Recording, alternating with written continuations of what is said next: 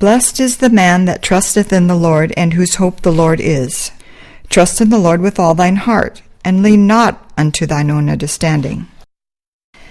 Session 1 presented the timeline of the Old Testament reaching up to 536 BC, testifying to the amazing precision of the Creator who alone could make and preserve such a record.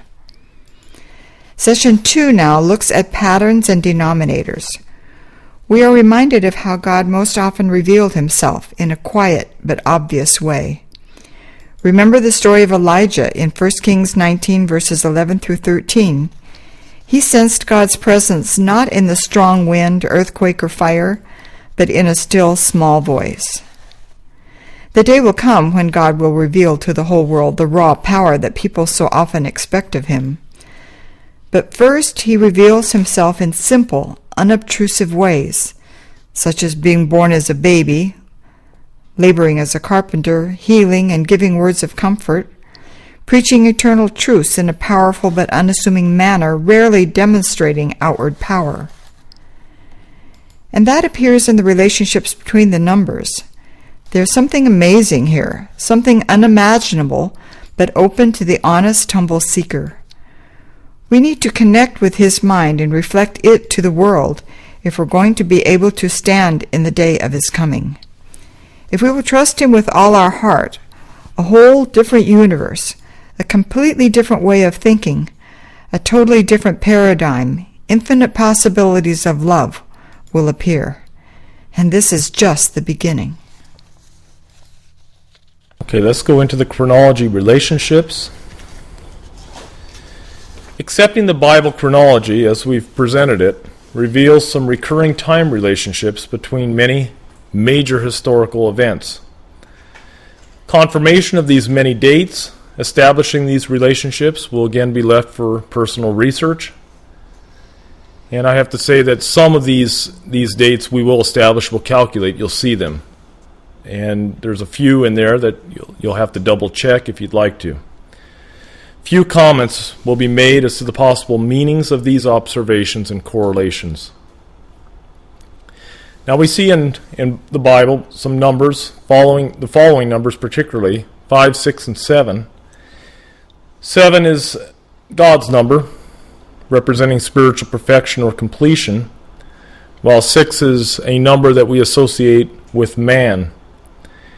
And 5, this is very interesting, is, well, representing God's grace or his mercy. It's also the satanic number based on the cult symbol of the pentagram.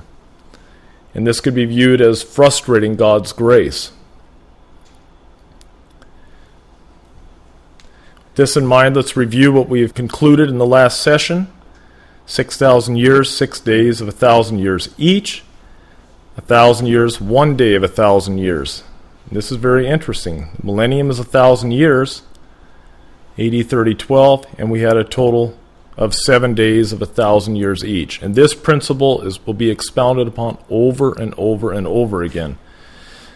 There seems to be, clearly in the Bible, the Sabbath is sprinkled all through it. Throughout the second part of this presentation, you're going to notice some interesting patterns. And one of the most striking is the Sabbath principle. As you view this presentation, we'd like you to understand what the true principle of Sabbath keeping is. It is not just a mere time period.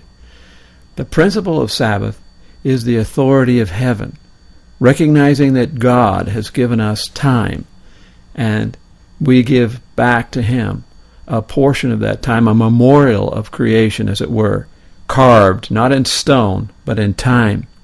True Sabbath keeping is not just a time period, though. It has to do with the attitude of the mind. True Sabbath keeping is knowing that we have been forgiven and that we are forgiving. True Sabbath keeping is a result of resting in Christ, both for our reconciliation to God and for the resurrection of a new life in Jesus Christ. While we can never be saved apart from obedience to the revealed will of God, it is not obedience that saves us. Jesus saves, and those saved will reveal him in good works. If we wait to obey until we understand everything or feel like it, we will never obey. At the same time, obedience out of obligation is not obedience either, but slavery. We are what we do, and we do what we are. If we have found rest in Jesus, we are children of God, and we will do His work with a faith that works by love and purifies the soul.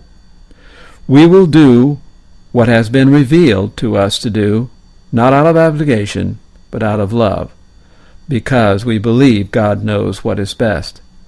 At the same time, we will not trust our understanding of what is right to be absolute. The path of the just, those who are honest with God and their fellow men, is always a morning light, never reaching its meridian. The rest which comes to us as a fruit of our reconciliation to God through Jesus Christ is also known as justification. The work of God through us, while we are thus resting in Jesus, is called sanctification. We do what we are, and we are what we do. The will to do, the power to perform, and the understanding of what needs doing comes from Him.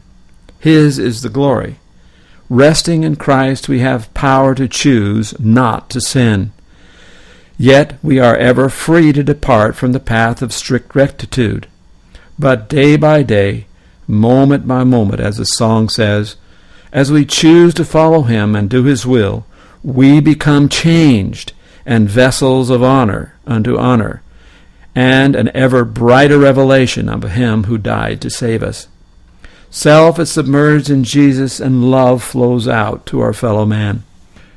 From Sabbath to Sabbath and the earth made new, God's children will come together before the throne on high and worship the Creator and the Redeemer. From Sabbath to Sabbath here, we need to come together and tell of what God has done through yielded instruments. Power is to be given to expel sin from the soul, and when this is done, it will be done to the glory of God. Jesus is now ministering in the heavens on the behalf of those who have faith in Him, who trust Him and His righteousness, both to forgiveness and to do His good pleasure. When He finishes His work in heaven, it will be because those who have yielded to Him have truly overcome and are reflecting Him in the earth. What is our place? What are we to do? Are we ready for that day? As we study the patterns here, we will see that we can be a part of that great work in the time of the end, to worship the Lamb and not the dragon. The patterns are there. Will we recognize them? The patterns are in our lives as well. Will we be a pattern of Him who was and is and always